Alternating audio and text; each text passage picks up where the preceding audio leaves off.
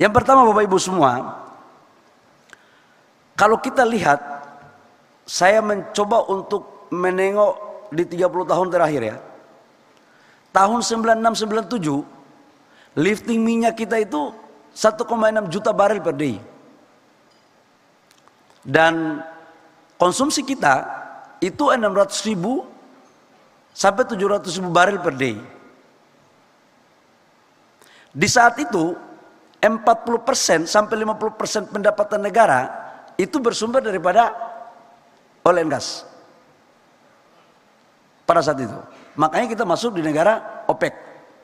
Dan pada saat itu saya masih mahasiswa, Pak Enggar sudah jadi anggota DPR. Reformasi, kemudian terjadi perubahan aturan. Pertamina tidak lagi di bawah presiden, kemudian Pertamina didorong di bawah Kementerian BUMN. Apa yang terjadi Bapak Ibu semua? Lifting kita turun terus. Di samping memang sumur-sumur kita udah lama, tetapi regulasi memang salah satu yang membuat persoalan ini. Dan sekarang lifting kita itu hanya 600.000 barel per day di 2023. 2024 kurang lebih begitu juga. Dan konsumsi kita sekitar 1.600.000 barel per day. Itu konsumsi kita. Jadi terbalik 30 tahun lalu, antara lifting dan ekspor berbalik dengan lifting dan impor di tahun 2023. Jadi kalau 96-97 kita ekspor 1 juta barel, di tahun 2023 kita impor 1 juta barel. Ini kondisi bangsa kita. Makanya di hampir setiap pembahasan APBN, makroekonomi selalu berbicara tentang berapa harga EPC dan berapa lifting kita. Di saat bersamaan Bapak Ibu semua, harga minyak dunia sejak perang Ukraina Rusia dan Timur Tengah ini fluktuatif. Ini satu soal. Pertanyaan berikut adalah bagaimana untuk mewujudkan gagasan besar Pak Prabowo dan Mas Gibran terkait dengan salah satu kemandirian ekonomi, kemandirian energi. Ada dua kemandirian yang beliau mendengungkan. Satu adalah kemandirian pangan, yang kedua adalah kemandirian energi. Nah, saya pemain pengganti jadi Menteri SDM. Jadi saya Menteri SDM ini belum sampai 2 bulan. Tanggal 19 besok itu baru 2 bulan. Saya dulunya Menteri Investasi. Tapi yang namanya pemain pengganti nggak boleh punya alasan bahwa seolah-olah nggak ngerti masalah. Saya terbiasa di dunia usaha itu sebelum masuk melihat apa penyakitnya, apa masalahnya.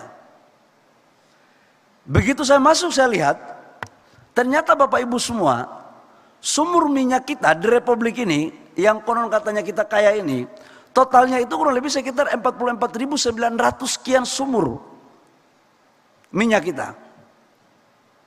Hampir 45.000. Dan yang sumur produktif itu hanya kurang lebih sekitar 16.500 kurang lebih. Sisanya sudah tidak produktif atau idle. Nah, saya katakan kepada teman-teman di SKK Migas sama di Dirjen sama K3S, saya katakan kenapa ini kalian tidak berpikir untuk bagaimana meningkatkan lifting? Karena kalau kita impor terus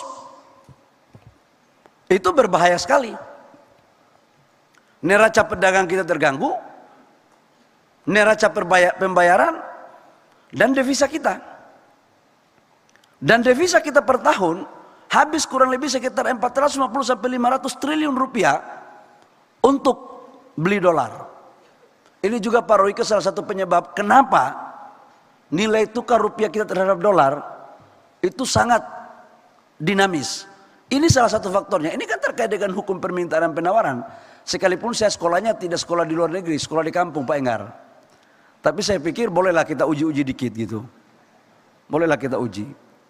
Nah, apa terobosan yang kita lakukan? Bapak Ibu semua, setelah kita cek, dari 16.000 sumur lebih yang idle, itu masih ada 5.000 sumur idle yang masih produktif, yang mungkin optimalisasi produksinya tidak sebaik dari sumur yang sudah sekarang.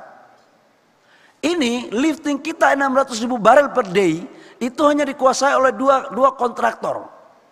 Satu adalah Pertamina, 65% dari total lifting 600.000 400.000 barel per day itu adalah Pertamina, dan sisanya itu adalah Exxon Mobil 25%.